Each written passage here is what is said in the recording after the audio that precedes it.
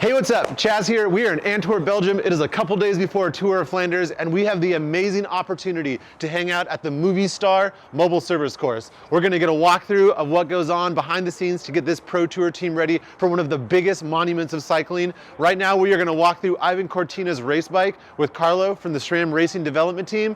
So let's go check it out. Make sure to like, make sure to subscribe. If you have any questions or comments about what you see today, drop them in the comments. But let's go see what makes Movistar go fast.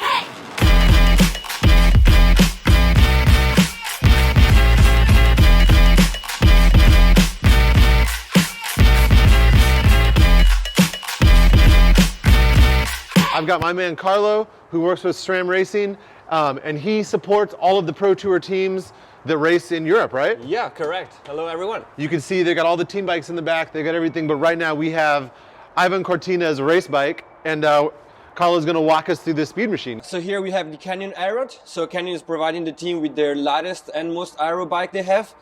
It's equipped with SRAM Red ETAP Access, 12 speed. Yeah, so he's on a 2x system, power meter kit. He's racing on a 5239 for Sunday's race. We're talking about Flanders, of course. A 1030 cassette in the back, so they have the option between 1028, 1030, 1033. Sometimes 1026 as well. That's mainly focused for like TT races, but that's all what they can choose between.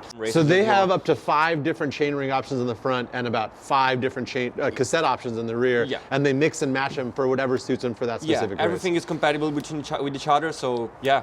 That's amazing. And they're running the proprietary 12-speed flat top chain.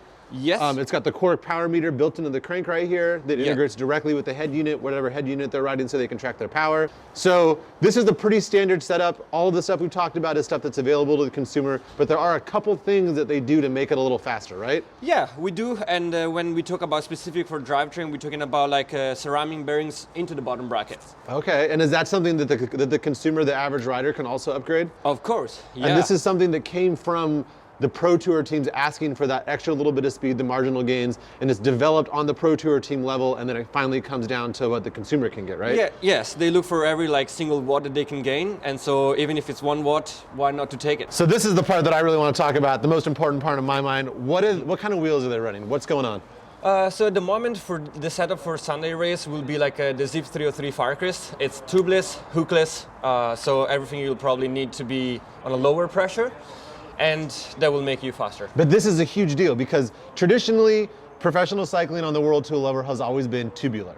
And it's been high pressure, and that's just been what it is. And Movistar is one of the first teams that's really taken to embrace the hookless, tubeless technology, running the slightly wider rim profile and running much lower pressure, right? Yeah, it is. And I mean, just to confirm, like we've seen a couple of weeks ago at Strade Bianche with Valverde, he was racing with 3.5 bars.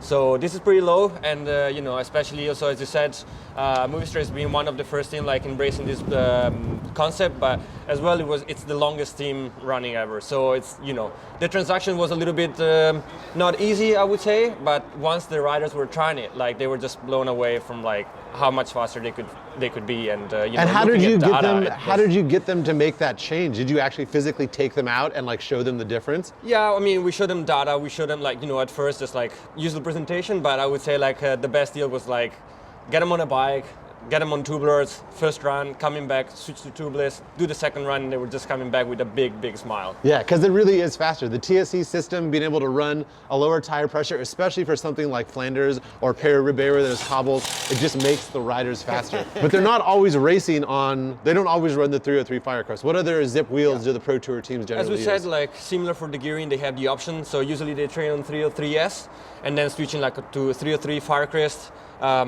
We have like a 353 and we have 454 for like daily races, but we also have like 858 and Super 9 for the TT race. Iván Cortina has been a huge proponent on picking up on some pretty new technology, which is the wireless shifting blips. And the ETAP Access system is kind of based on an F1 style paddle shifter system. You know, you have down and you have up, or you have up and then down.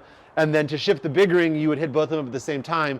But he actually has wireless blips, not even wired in, but mounted directly under his handlebars right here for the sprint position, so that when he's in the sprint position, in the drops, holding onto it, he's able to shift without taking his hands off the bars, without getting out of the aero tuck, and keeping everything fast. Este es un espresso. Muchas gracias. Otro para ti, amigo. Muchas gracias. hemos encontrado. So, The team runs on the coffee machine? yeah. And then this is the part where we change when we are taking shower and this, and each rider has his helmets. All the team helmets? This is small, yeah, like, you know, That's rad.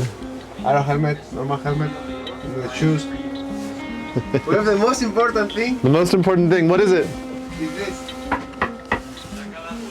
What is that? subwoofer. The subwoofer for the party after the race when you win. Before the race. Before the race, gotta get hype. Motivational race. All right, I raced with this guy, Red Hook Criteriums. He always beat me because he's much faster than me, but now, feeling good about the race? Yeah, I was quite good. Today a bit cold with snow here in Belgium, but Yeah, it's nice. So I want to ask about the going tubeless. I know that you. I love it. You love it? You're into I it? push really hard to it. That's good because a lot of Pro Tour racers, they love tubular. You know, it feels weird to put 3.5 bar in a wheel. They're used to running 7 or 8 bar, but you feel good about it. Yeah, actually I started using it in Bahrain 3 years ago. Okay. Me and Hausler, who was the first to use it. For the first day, it's like, wow. It's like, for example, for the Cobbles more, no? It's like in the classics, it's like you can go with more pressure in the flat, like penalizing less. Yeah. But then in the Cobbles, it's even more comfort. So it's perfect combination, no? Like super comfort and rolling is. And I like the cornering too. I feel like it's so confident Yeah, in in the the corners. beginning it's a bit weird because the tubeless works a bit different, so it's flex more. It feels different, Yeah, huh? it Like you can feels- feel the tire move Yeah. on the rim. It's like not you are gone. It's like it works like that. Yeah. But also it's, when you are used to it, it's much better.